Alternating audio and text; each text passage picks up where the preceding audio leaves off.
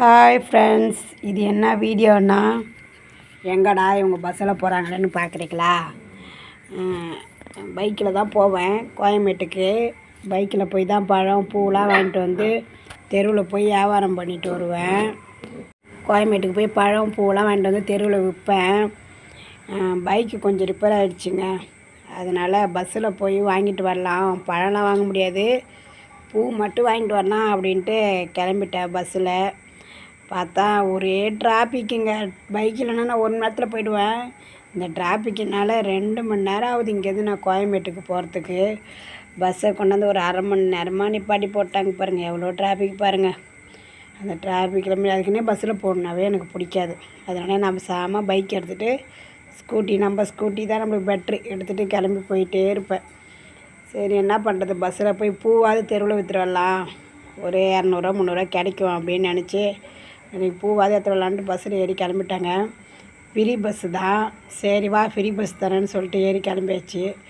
பாருங்கள், இறங்கிட்டேன். விஜயகாந்த் மண்டபத்துக்கிட்ட தான் இறக்கி விடுவாங்க பாருங்கள். அவர் சமாதிக்கிட்ட தான், ஒரு மண்டபத்துக்கிட்ட. உள்ளே போக முடியல, வெளியில் மட்டும் இந்த காட்டுறேன் பாருங்கள். நான் இன்னொரு நாளைக்கு உள்ளே போய் உங்களுக்கு நான் ஃபுல் வீடியோ போடுறேன்.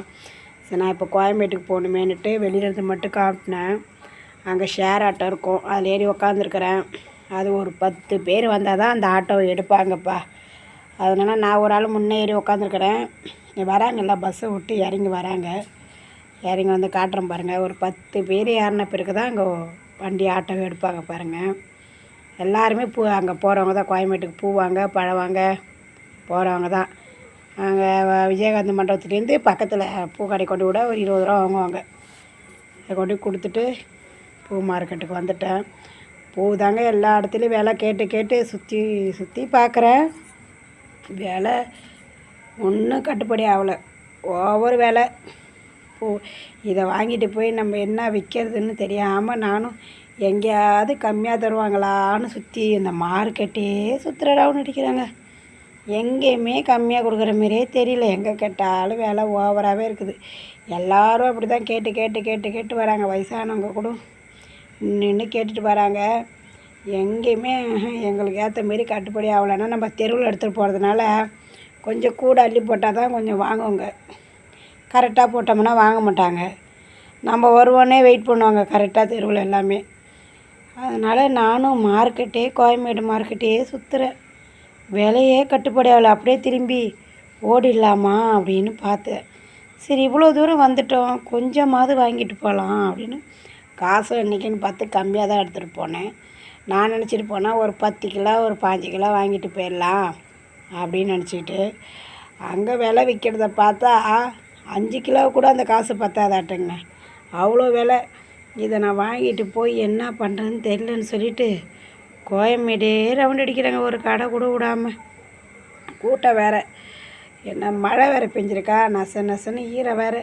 சரி, என்ன தான் பண்ணுறது, எங்கேயாவது சுற்றி பார்த்து வந்துட்டோம், கொஞ்சமாவது வாங்கிட்டு போய் தெருவுங்களில் கொடுத்துட்டு வந்துடலாம் வாடிக்கையாளர்களுக்கு அது அப்படின்னு சொல்லிவிட்டு அப்படியே சுவண்டி பார்த்துட்டு வரேங்க.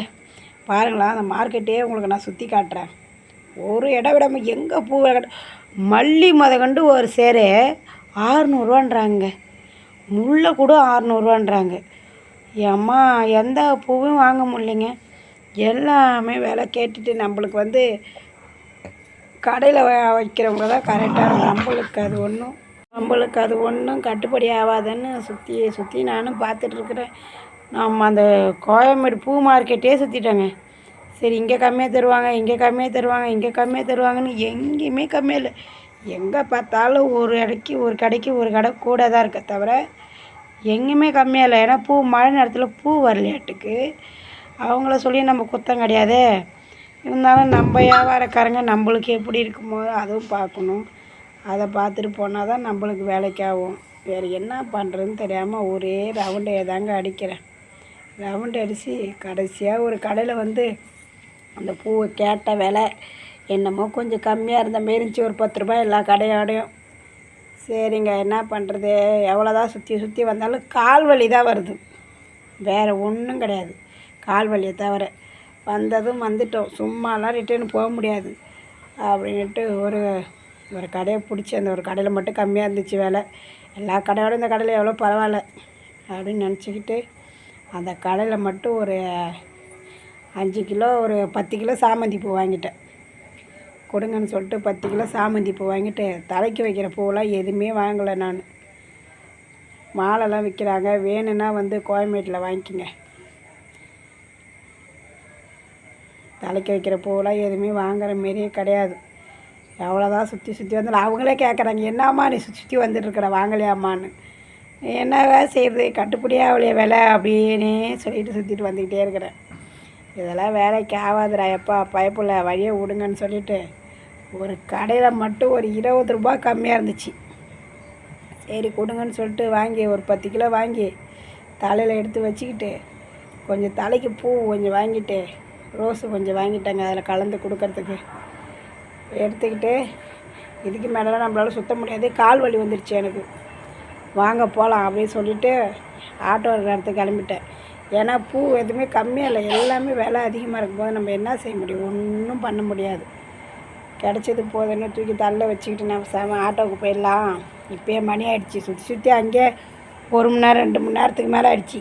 இதுலேருந்து பஸ்ஸு திருப்பி நம்மளை கொண்டு வீட்டில் விடுறதுக்கு அதுக்கு 1 மணி நேரம் ஆகிடும். நான் எடுத்துகிட்டு போகிறதுக்குள்ளேயே மணி சாயந்தரம் இருட்டி போயிடுமேன்னு நினச்சிக்கிட்டு கிடச்சது இதாக இருக்குதுன்னு சொல்லிவிட்டு வாங்கி எடுத்துகிட்டு நம்ம கிளம்பிட்டேன். நம்மளால ஆட்டோவை பார்த்தா இப்போக்கி எடுக்கிற மாரியே தெரியல, உட்காந்துருக்குற ஆட்டோவில். பாய் நண்பர்கள், சேனல் பிடிச்சா வீடியோவை பிடிச்சா லைக் பண்ணுங்கள்.